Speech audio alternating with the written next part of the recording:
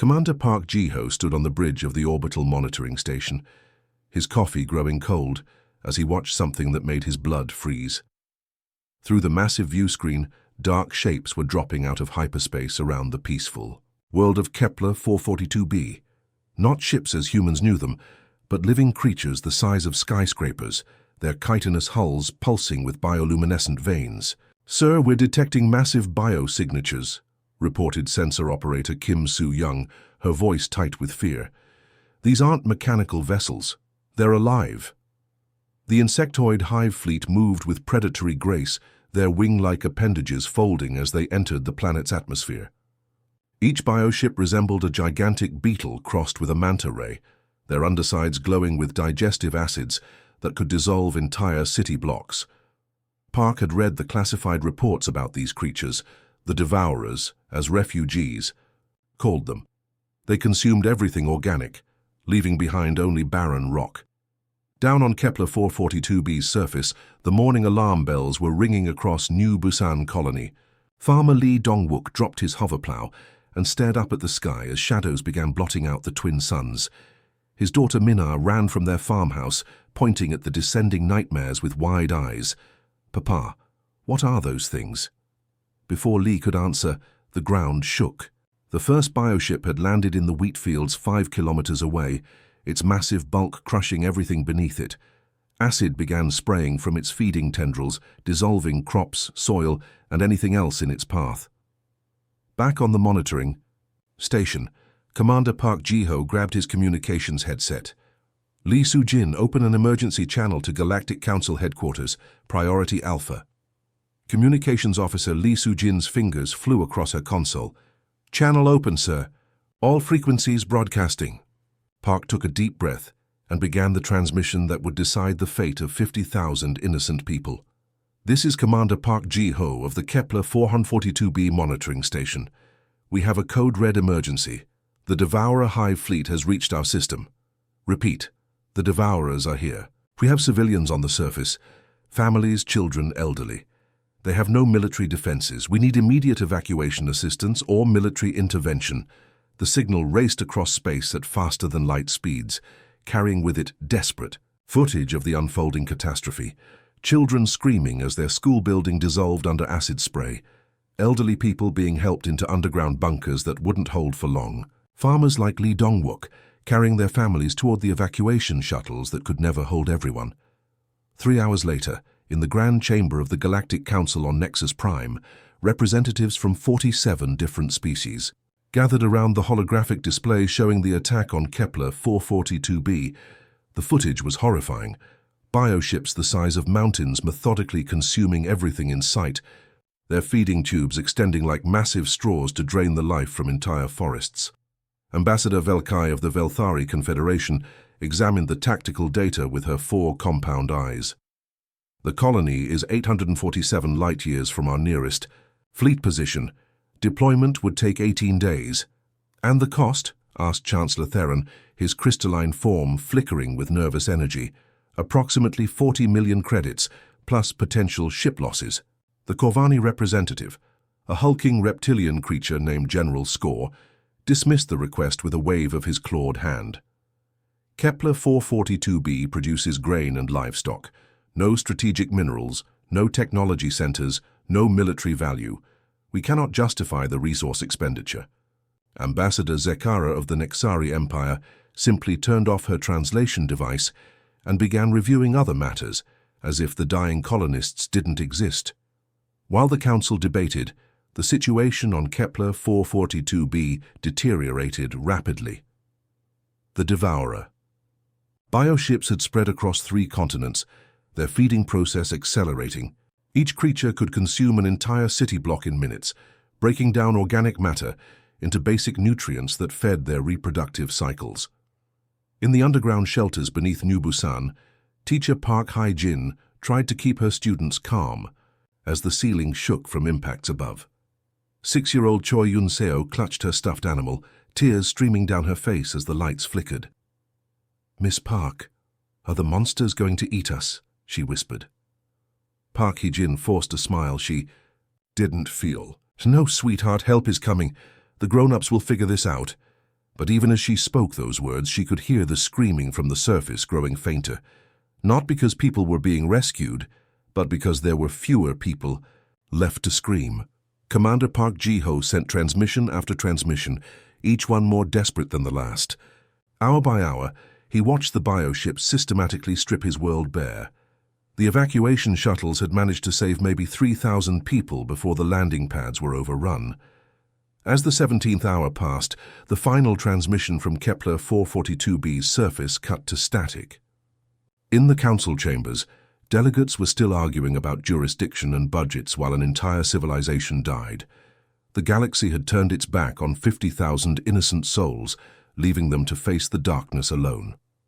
3 days after Kepler 442b went silent, Captain Kim De-eun was sipping her morning coffee in the command chair of the UES Retribution when the ship's AI suddenly chirped an alert.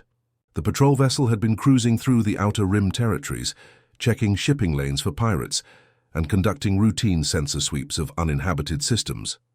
"Captain, we're picking up an old distress signal," announced Communications Specialist Park Jamin, his headset crackling with static. "It's been bouncing around subspace for 72 hours. Kim set down her coffee mug and leaned forward. "Put it through." The bridge speakers filled with the desperate voice of Commander Park Ji-ho from the monitoring station. The transmission was broken, filled with interference, but the terror was unmistakable.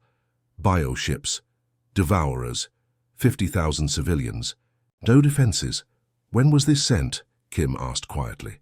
3 days ago, Mom. From the Kepler 442b system. Lieutenant Choi Min-ho, the ship's tactical officer, was already pulling up star charts on his holographic display. His fingers moved across the controls with practiced efficiency, calling up everything the human database knew about the devourer species. What he found made his stomach turn. "Captain, I've got the tactical breakdown."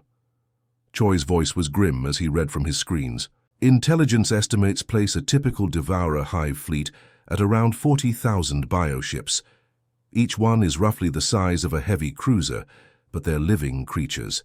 They can regenerate damage, adapt to weapons, and they reproduce by consuming organic matter." Kim felt her blood growing cold. "Our current strength?" "The Retribution carries a crew of 200. We have standard patrol armament, plasma cannons, torpedo tubes, and defensive shields. We're built for chasing smugglers and pirates, not—" He gestured helplessly at the data showing massive alien bioforms. "First," Officer Commander Yoon Hye-in stepped up beside Kim's chair, her expression troubled. "Captain, I've been monitoring Galactic Council frequencies. There's been no response to the distress call, no rescue fleet dispatched." "What do you mean, no response?" Kim's voice carried a dangerous edge. The Council debated for hours, then filed it under insufficient strategic value. The Velthari, Corvani, and Nexari all declined to respond. As far as they're concerned, Kepler 442b is acceptable losses. Kim stared at the tactical display showing the location of Kepler 442b. It was a 12-hour jump at maximum burn, close enough that they could reach it before the day was over. But what could one human patrol ship do against an entire hive? "Fleet, pull up the colony records," Kim ordered. The main view screen shifted to show personnel files from Kepler 442b. Faces scrolled past: farmers, teachers, shopkeepers, mechanics, an elderly couple celebrating their 50th wedding anniversary, a young mother holding twin babies, children playing in wheat fields under twin suns. Kim's breath caught as she saw a little girl with pigtails, maybe 4 years old, laughing as she chased a butterfly through a garden. The image reminded her so strongly of her own daughter Subin back on Earth that her heart physically ached. "Ma'am," Park Jamin called from his station, "I'm picking up scattered emergency beacons from the Kepler system. Some of the evacuation shuttles might have escaped. How many? Impossible to tell from here. Maybe a few thousand survivors scattered across nearby systems, but—" He paused, checking his readings again. "The main colony appears to be completely dark. No power signatures, no communications, no life signs detectable at this range." The bridge fell silent except for the quiet hum of the ship's engines. Everyone knew what that meant. They were too late to save the colony itself. but there might still be survivors in the escape shuttles, people hiding in asteroid fields or crashed on barren moons, waiting for rescue that would never come. Commander Yoon Hae-in moved closer to Kim's chair and lowered her voice. "Captain, we should request fleet reinforcement from Earth Command. The Fifth Fleet could be here in 3 weeks." 3 weeks, Kim repeated softly, still staring at the image of the little girl with pigtails. "In 3 weeks, any survivors will be dead from starvation or exposure. In 3 weeks, that hive fleet will have moved on to consume 3 more colonies." Lieutenant Choi Min-ho pulled up tactical projections on his screen. "Ma'am, I've been running combat simulations. Against 40,000 bioships, our survival probability is—" He paused, double-checking his calculations. "Essentially 0. We'd need at least a full battle group to have any hope of engaging a fleet that size." Kim stood up from her command chair and walked to the main view screen. She placed her palm against the cold metal, thinking of her daughter Subin's last message before this patrol. "Mommy, bring me back something pretty from space," she thought. Of the little girl in the colony records who would never chase another butterfly. She thought of the teachers trying to comfort terrified children in underground bunkers. She thought of parents holding their babies close as the world burned. Above them, navigation, plot a course for Kepler 442b. Engineering, prepare for maximum burn. "Captain," Yoon Hae-in protested, "we should wait for proper support. This is suicide." Kim turned to face her crew, and they saw something in her eyes that made them straighten to attention. It was the look that had made humanity feared across the galaxy, not cruelty or malice, but absolute, uncompromising determination in the face of impossible odds. "No," she said, her voice carrying the weight of steel. "We go now."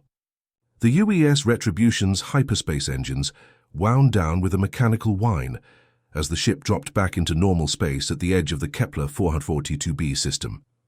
Captain Kim Da-eun gripped her command chair as the main view screen flickered to life, expecting to see the familiar blue-green marble she'd studied in the colony files. Instead, she found herself staring at a dead world. Where Kepler 442b had once been a verdant paradise of rolling wheat fields and crystal-clear lakes, now only a brown, scarred husk remained. The planet's surface looked like it had been scraped clean with a massive knife, leaving behind nothing but bare rock and poisoned soil. The twin suns that had once nourished abundant life now shone down on a wasteland. "Dear God," whispered Navigator. "Lee Sung-min from his station. What did they do to it?" Science Officer Dr. Han Yu-jin was hunched over her sensor console, her face pale as readings flooded her screens. She ran the atmospheric analysis 3 times before she trusted the results.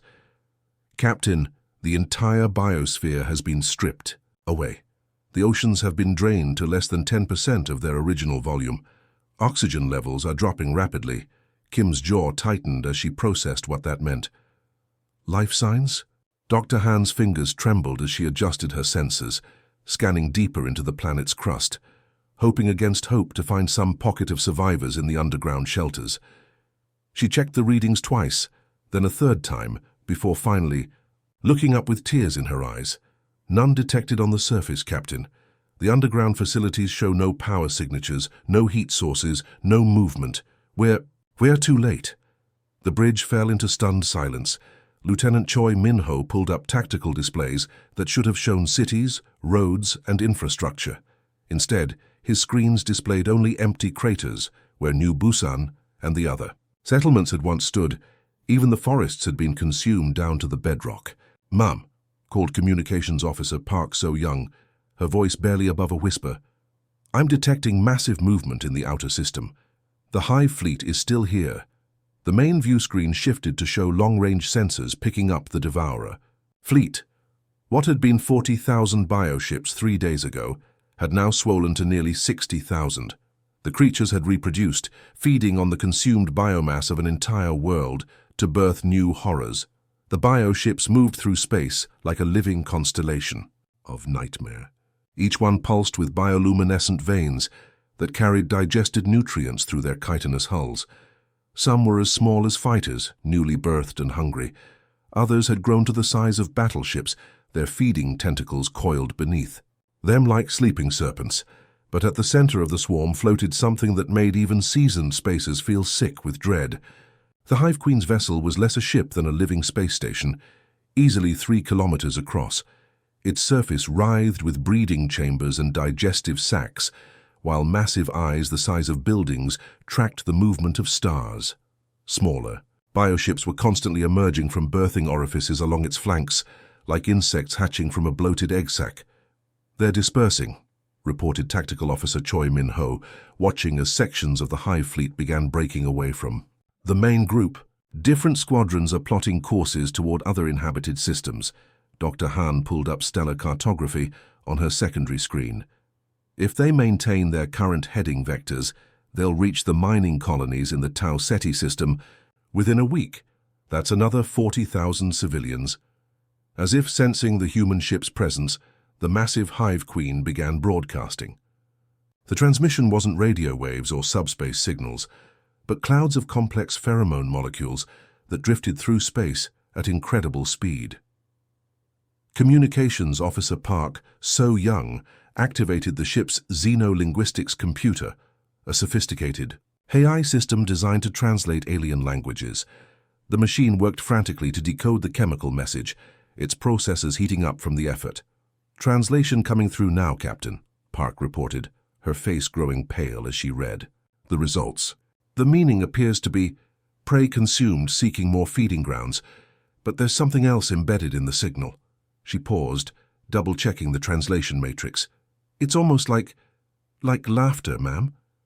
The Queen is broadcasting what can only be described as satisfaction, pleasure at the consumption." The implications hit the bridge crew like a physical blow. These weren't mindless animals driven by instinct.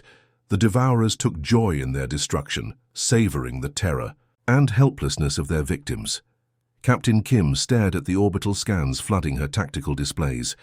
Where the city of New Busan had stood, where children had played in gardens and farmers had tended their crops, there was now only a perfectly circular crater filled with acidic sludge. The entire population had been dissolved into base proteins to feed the hive's reproduction cycle. Engineer Chief Warrant Officer Kim Tae-hyun spoke up from his station, his voice shaking with barely controlled rage. "Captain, I'm detecting metallic debris in low orbit.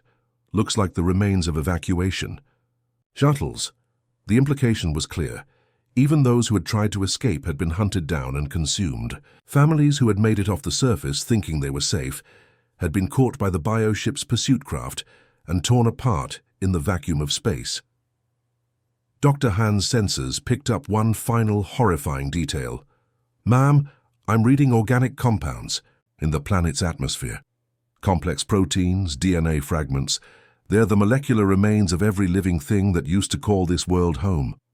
The air itself had become a memorial to 50,000 murdered souls, their bodies broken down into component molecules and scattered to the winds of a dead world. The Hive Queen's vessel pulsed brighter, as if responding to the human ship's presence. More bioships began turning toward the retribution, their predatory instincts awakening at the scent of fresh prey. Captain Kim Da-eun stared at the remains of Kepler 442b for a long moment, her hands clenched so tightly around her command chair that her knuckles turned white. The bridge crew watched her in tense silence, waiting for orders that would either send them home to report this tragedy or into the jaws of certain death. Instead of giving the retreat order that military protocol demanded, Kim reached for a secured panel on her command console, her thumb pressed against a biometric scanner that hadn't been activated in over 30 years. The scanner beeped, and a red light began flashing as the ship's computer accessed files marked with humanity's highest classification level. "Ma'am," First Officer Commander Yoon Hae-in said nervously, "that's Protocol 7. We haven't used that since the Centauri War." Kim's voice was deadly quiet as she spoke.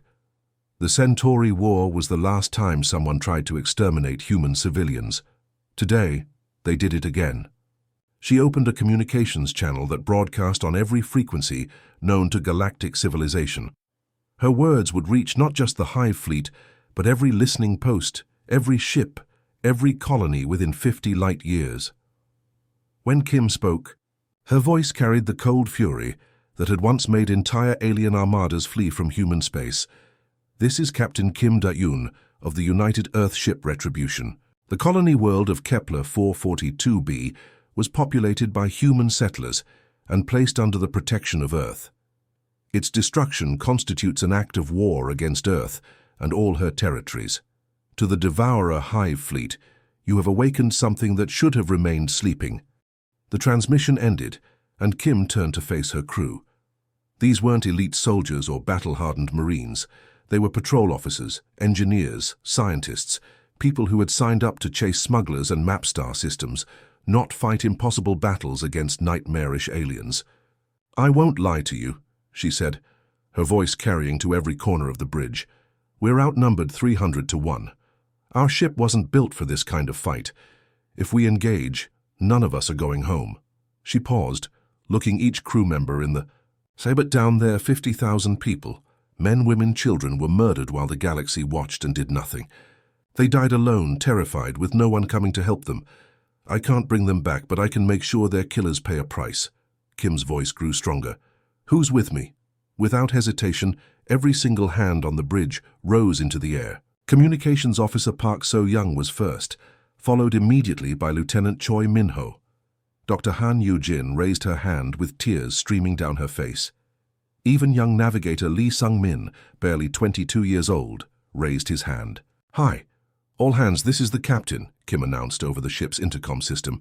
"We're about to engage a superior enemy force. Anyone who wants to reach the escape pods, do it now. No questions asked, no shame in survival."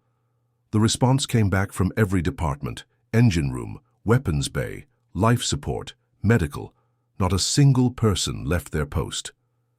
Chief Engineer Young Woo-sung's voice crackled over the comm from the engine room. "Captain, I've been thinking about how to hurt these things. Their bioships regenerate from conventional weapons, but they can't regenerate from nothing. I can rig the antimatter containment to create a controlled explosion, turn our whole ship into a bomb. That's suicide, Chief." "Yes, ma'am, it is. But I can take a whole cluster of those things with me. Maybe 6 or 7 ships if I get close." "Enough." Kim closed her eyes, feeling the weight of command like never before. "Negative, Chief. We'll find another way." But Young's idea had sparked something in the tactical systems. Lieutenant Choi Min-ho was running calculations on his screen, his fingers flying across the holographic controls. "Captain, what if we don't use the whole ship? Our shuttlecraft have smaller antimatter cores. We could program them for remote piloting, send them in as guided missiles." The plan took shape quickly. The Retribution carried 6 shuttlecraft, each with its own tiny antimatter power source. Normally, these were used for short-range transport and cargo hauling, but with their safety systems removed and their containment fields destabilized, they could become devastating weapons. "I volunteer to pilot the first one manually," announced fighter pilot Lieutenant Nam Ye-jin from the hangar bay. "Remote control might get jammed, but a human pilot can adapt." "Absolutely not," Kim replied. "We're not sacrificing crew for—" "With respect, Captain," Nam interrupted. "We're all going to die anyway, let me make it count." The first attack run began 20 minutes later. The Hive fleet had detected the human ship and was moving to surround. 8,000 of bioships converging like a living net. The smaller craft moved with predatory grace, their feeding tentacles extended and ready to pierce the Retribution's hull. Jung Woo-sung had rigged the first shuttle's antimatter core to detonate on impact. As Lieutenant Nam Ye-jin piloted the small craft toward a cluster of Hive vessels, she transmitted back to the ship. "Tell my parents I'm proud to be human," she said simply. The explosion lit up space like a newborn star. When the light faded, 6 bioships had been completely vaporized, their organic hulls unable to regenerate from total atomic disruption. The Hive fleet recoiled in confusion. They had never encountered prey that fought back with such devastating effectiveness, but the victory came at a cost. Nam Ye-jin was gone, along with the shuttle she had piloted into glory. The pattern repeated throughout the next 4 hours. Chief Engineer Jung Woo-sung took the second shuttle, ramming it into a bioship the size of a battleship and cracking its massive carapace in half. Medical Officer Dr. Park Min-seo volunteered for the third run, targeting a cluster of newly spawned fighters. Each suicide attack took out multiple Hive ships, but the math was still impossible. For every human life spent, dozens of bioships, died, but there were always more emerging from the Queen's birthing chambers. As the battle raged, Kim's crew fought with the desperate fury that had made humanity legendary across the galaxy. They weren't the strongest species, or the smartest or the most advanced, but when their backs were to the wall, when everything they cared about was threatened, humans became something that made the universe itself take notice. The Hive Queens. Massive vessel pulsed with growing agitation as its fleet took unprecedented losses from a single small ship. 18 hours after the battle began, the UES Retribution was barely recognizable as a starship. Her hull was cracked and bleeding atmosphere. Her engines were dead, and fires burned in 3 different sections. But around her drifted the shattered remains of over 15,000 Hive bioships, a graveyard of alien flesh and chitin that stretched for thousands of kilometers. Captain Kim Da-yoon sat in her command chair, blood trickling from a gash on her forehead. Of her original crew of 200, only 37 were still alive. Lieutenant Choi Min-ho was slumped over his tactical console, unconscious but breathing. Communications Officer Park So-young had a broken arm, but was still working her station, with grim determination. The massive Hive Queen's vessel hung in the distance, its bioluminescent surface dim and scarred. The creature was wounded, perhaps for the first time in its existence, and its remaining fleet was pulling back in confusion. They had never encountered prey that fought back with such devastating effectiveness. Kim activated the ship's emergency transmitter, knowing this would be her final message. Her voice was hoarse from smoke inhalation, but her words carried across the galaxy with absolute clarity. This is Captain Kim Da-eun of the United Earth ship Retribution, calling the Galactic Council. We have engaged the Devourer Hive fleet at Kepler 442b. My ship is dying, my crew is dying, but we've shown these monsters what happens when you murder human civilians. She paused, looking at the tactical display showing the incredible carnage they had inflicted. One small patrol ship had destroyed a quarter of the entire Hive fleet through pure human determination and tactical suicide attacks. Earth's battle. Fleet is en route. Humanity formally declares the Hive species an extinction-level threat. Every last one of them will be eliminated. We don't make war on species, we make war on ideas. And the idea that you can massacre innocent families while the galaxy watches will die with every single one of these creatures. The transmission cut to static as the Retribution's power finally failed. In the darkness of her dying ship, Kim thought of her daughter back on Earth and smiled. Zubin would grow up in a galaxy where monsters feared to touch human worlds. 3 weeks later, the human battle fleet arrived at Kepler 442b like an avenging storm. Admiral Song Jae-wook commanded the largest task force humanity had assembled since the Centauri War. 400 warships, including the massive dreadnought UES Vengeance, whose guns could crack moons in half. But the humans didn't just come to fight. They came with xenobiologists, quantum physicists, and forensic specialists. While the fleet engaged the surviving Hive ships, science teams worked frantically to analyze the alien DNA scattered throughout the system. Dr. Kim Hyo-jung, humanity's leading expert on alien genetics, made a discovery that changed everything. Admiral, I've isolated the Hive species' quantum genetic markers. Every bioship, every creature, every egg, they all share the same base DNA sequence. It's like a universal identifier. Admiral Song studied the data with cold eyes. Can we track it? Yes, sir. Using quantum resonance scanning, we can follow these genetic markers across the entire galaxy. Find every hive world, every breeding ground, every single organism.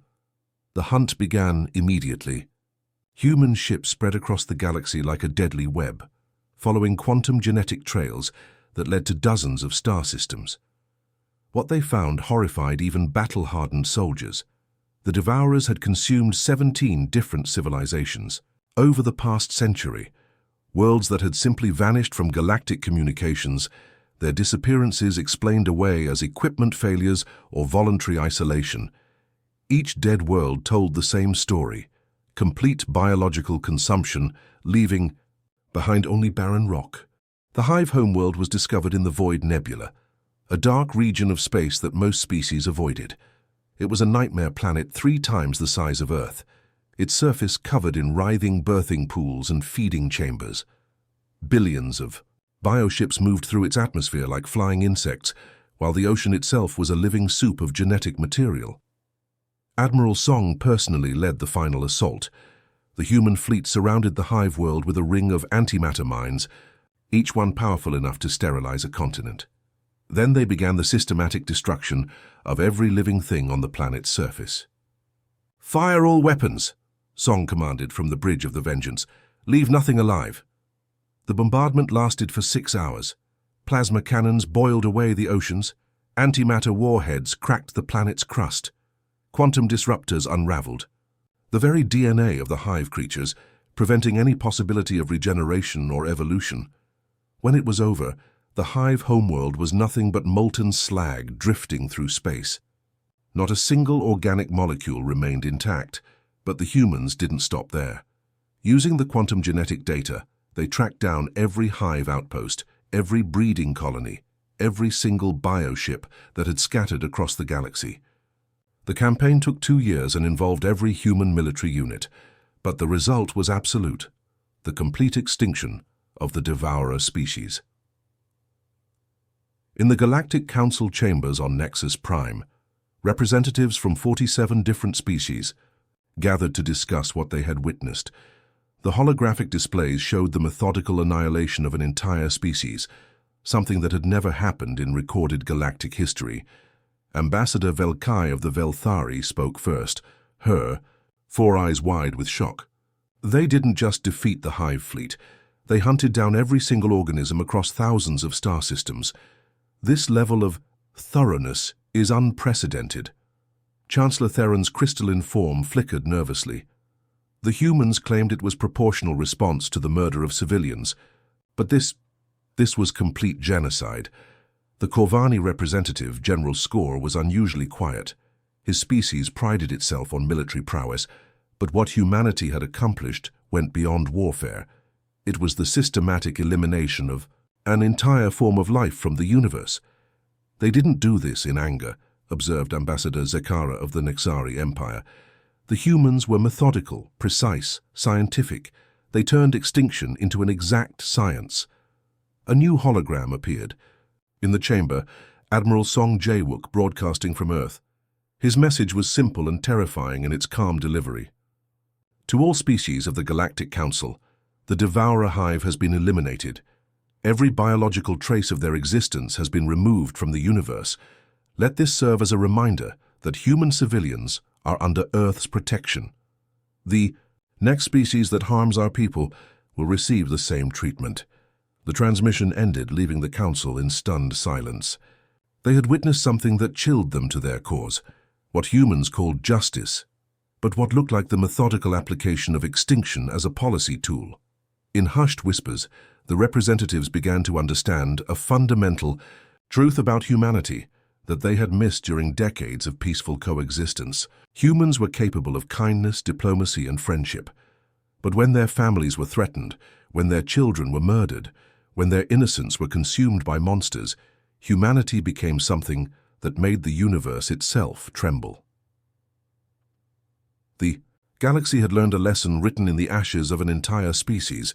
When humans said never again, they meant it with absolute, terrifying finality. The end